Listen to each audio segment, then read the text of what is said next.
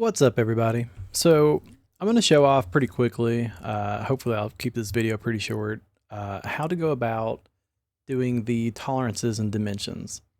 If you would like a video on how to make the full tolerance brackets as well as the datum flags, I can show you a way to make the datum flags as a leader. Very easy to manipulate, and I can show you how to fill these out. But for the intent of this video, I'm just going to show how to do the various options you have to do to set up a tolerance and a dimension. So we're going to look at 3 assignments from the Geometric Dimensioning and Tolerancing book. And as you can see kind of in the thumbnail here in the viewer there, the book looks about like this. It's the 10th edition, and it's from Goodhart Wilcox. If anybody is referencing it, this may come in handy, but for the intent of this video, I'm just showing off how to lay these dimensions out. So what we'll do is basically take these ones that I've made in a different program and brought them into AutoCAD. And so, ignore the formatting issues because, these are just straight up imported in. So they don't have all the settings. So, when we get to this one, it's going to be really giant. And for these, it's little, but, like the arrows are little.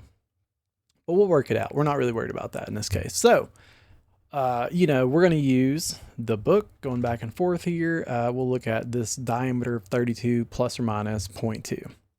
Okay, and so the same process applies to each of these. You just select the dimension, right click it, go to properties. It may or may not be docked like this. If it's not, it'll be a pop-up and you can just basically grab this little pane edge and just snap it. I like it on the side, but if you go between computer screens, sometimes it may get lost. So be very careful when you go about docking it. Okay, so if we scroll a little bit here, you'll see this tolerances section, and this is where you control all of it. Now for this one, technically, I guess first, if we want to edit it, we can go and put the diameter symbol that's missing. You could either type %%C, or you could just choose the symbol up top on the text editor tab and choose diameter. But regardless, so in this case, we are doing plus or minus 2. And so if you're unfamiliar, with the actual dimensions themselves, in this case, I edited it, so I'm going to deselect and click it. You just have to have it enabled. But if you're unfamiliar with these, you can kind of just toggle through them. What you're looking for is tolerance display. So if we look, this one is symmetrical, as you can see, but say you don't exactly know which is which yet, you can kind of just look, you can hover and it'll show the preview of it. And so we've got a couple of options. We'll go through each, but for this, it's symmetrical. Very simple. We can just do 0.2 like it shows. And then, you want it to look like the book. And so in the book, there's, just 0.2. So to hide the rest of it, you can kind of modify some options here. And so say we didn't want to show the 0 that's in front of the 0.2. You could basically say the leading zeros, hide them, and it would hide it like that. But we want to keep them. So, that was just for example's sake. But for the 0.2, the zeros after, we want to remove them. So we're going to just change the trailing zeros to hide them. And, technically, let's see, it just does a solid 32 as well. And so when we go to the initial dimension, you could also do the precision change for it and make it 0, make it look like that. And that's all there is to it. Drafting problem 3, super straightforward. It's rare that you get the fortune of having, a thing that is just plus or minus the equal amount both ways. But in this case, it's symmetric. And so all you gotta do is fill that out. Now, drafting problem 7, we will take a look at doing deviation. And drafting problem 7 is page 503, I believe. Okay, and so I'm gonna hide this little pop out. So for drafting problem 7, we're going to look at this diameter of 36, 0 minus 0.5. So same deal, select it. Pull up your properties panel if it's still not popped out. I usually close mine, if I'm not using it, but some people may keep it docked. No judgment either way. So for the tolerance, we will choose deviation. And let's see, the top number was 0, the bottom number was 0.5, so limit lower. Notice they kind of flip it on you here, but limit lower. It's 0.5. We will hide the trailing zeros.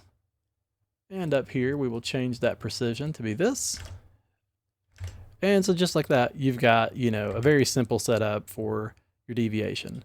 Now, me personally, I don't know, I hate the way this looks. So although it's matching the book, I don't think anyone would judge you if you, well, I don't know if you could even really do anything about it besides change the precision. Let's see. Yeah, I would probably change it to be a 0.1 and actually take off the trailing zeros. Now that's a stylistic choice, but in my opinion, it reads a lot easier this way. So, no judgment if you did it like that. Okay, so drafting problem 9. We're going to look at two things for it. The first part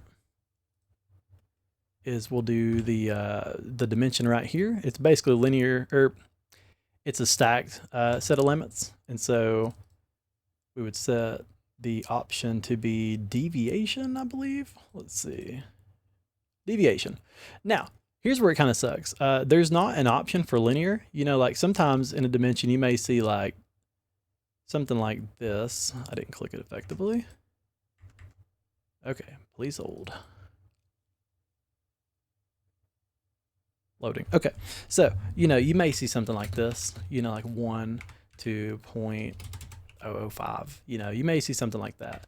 There's not actually an option to do that, even though it's common. So in a situation like that, you would essentially, probably do this instead. This is the alternative. But it works out fine in practice. It's just some people may want it laid out visually different. And there's just not a native option for it, unfortunately. So we have 0 for the upper and then 0.005 for the lower. So that one's good. And why they're upside down, I do not know, but a little unfortunate. So that's 3 decimal places. I'm going to do like I talked about and not do trailing zeros and just change the actual precision manually. But, you could always change that trailing 0 option right there. Okay. And so actually in the book, it shows the precision of the main dimension as 3 decimal places as well. So we'll go ahead and change that here. Okay, so last thing, and this one's super easy. In the book, it shows a basic tolerance. They've got boxes around certain dimensions.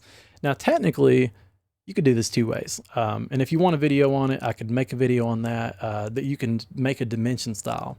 And a dimension style can just have a box around it. It's literally like a checkbox. You could do that, or you can just go ahead and use the tolerance section. And all you have to do for it is choose basic. Do that and you're off to the races. The whole concept really is pretty straightforward. You just edit a dimension or select a dimension, make sure it's selected just one, but you could do multiple technically. I could choose both, but it's going to have some inconsistency, as you can see, because we have different settings on. But you go there and you can pretty much just play with these settings and get what you need out of it. But as you can see, most of them, if I select just one, are still grayed out. You don't need most of them. All you really need is what I talked about. You could change the text height if you wanted, and you could change the position. So like with this one, this is a great example. It's saying the position verticality. Basically that's saying, how do you want to align the tolerance itself? So it's centered right now, but if I did on top, you can see it would, stagger the rows like so. And so that may be something you're interested in knowing. And then the other thing is operational symbols. And that's really pretty negligible. Honestly, I think it's just the intent of lining them up. I'm not even sure. In my head, this should be choosing decimal or comma separators, but you're probably never going to use that. And so you kind of know the rest. There's really not as much to it as you would think. So again, if anybody wants to see the tolerance frames built out, or how to set up some styles and leaders so that you can easily make more GDT symbols, just chime in the comments and maybe I'll make the video. But otherwise, that's it for now.